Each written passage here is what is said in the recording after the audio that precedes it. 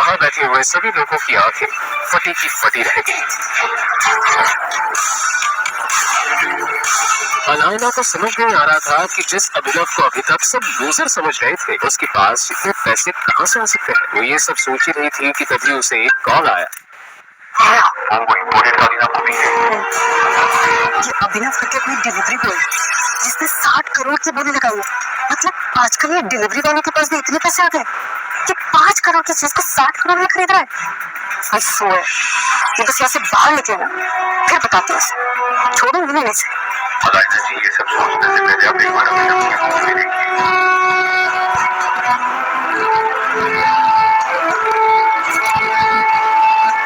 अलायना घबरा कर स्टेज की तरफ बढ़ी और जैसे ही उसकी नजर अभिनव के बाएं हाथ में पहनी हुई अंगूठी पर गई तो वो पूरी तरह से चौंक गई। उसकी आंखें फटी की फटी रह गई और उसने चौंकते हुए कहा,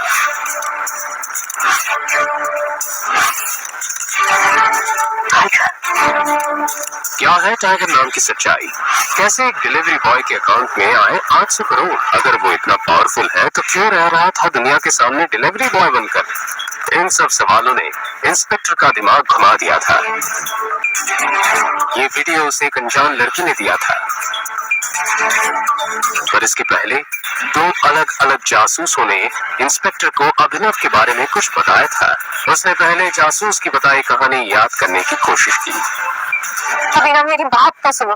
देखो, इस रेस्टोरेंट में ना बहुत अमीर लोग आते और एक बार मेरे कपड़े तो देखो। देखो, यहाँ बहुत अमीर लोग आते और अंदर हमने जमीन आसमान का फर्क है। भाभी, तुम उसकी चिंता मत करो, मैंने उसके लिए सेविंग्स कर रखी है ना।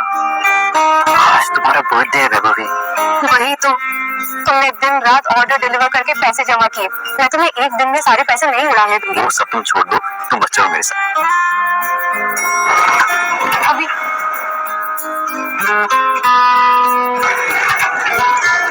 तो मैं टेबल में देखता हूँ।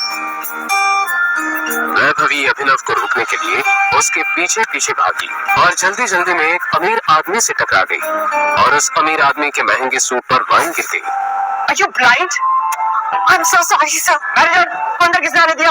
I'm so sorry, sir. इस सूट की कीमत पता है? 20 लाख रुपए, 20 lakh rupees. I'm so sorry, sir. मुझसे बहुत बड़ी गलती हो गई। मैं इसी वक्त यहाँ से चली आई। तुम्हें क्या लगता है मैं तुम्हें ऐसे ही जाने दूंगा? 20 लाख का सूट है, 20 लाख लो और यहाँ से चले जाओ। वरना क्या?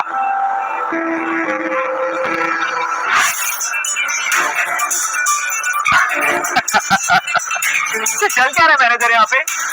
इस रेस्टोरेंट का स्टैंडर्ड ही नहीं रहा कुछ। अभी इसी वक्त मेरी गर्लफ्रेंड से माफी मांगो। Excuse me?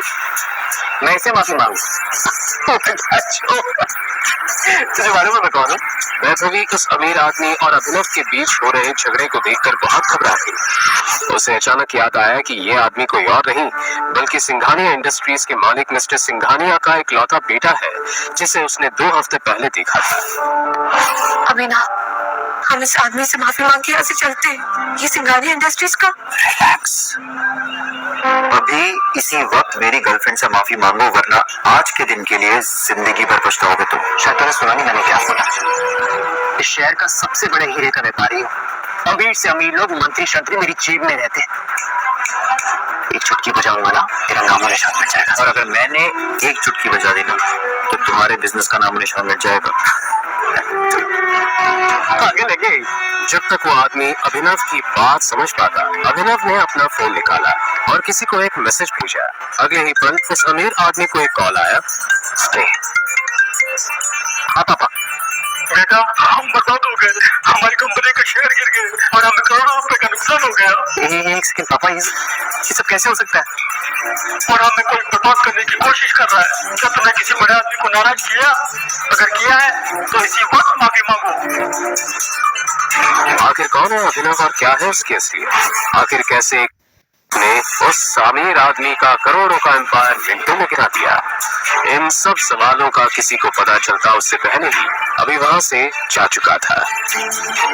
और ये तो अभी से जुड़ा एक किस्सा था जो पुलिस इंस्पेक्टर को एक जासूस ने बताया था। पुलिस इंस्पेक्टर को कुछ नहीं समझ आ रहा था क्योंकि एक दिन पहले दूसरे जासूस ने भी अभी उर्फ अभिनव के बारे में जो बताया था वो कुछ अलग ही कहानी थी। और उस कहानी में वैभवी गरीब नहीं अमीर लड़की थी जो हमेशा अभी को जलील करती रहती थी। इस कबाड़ी को तो मेरा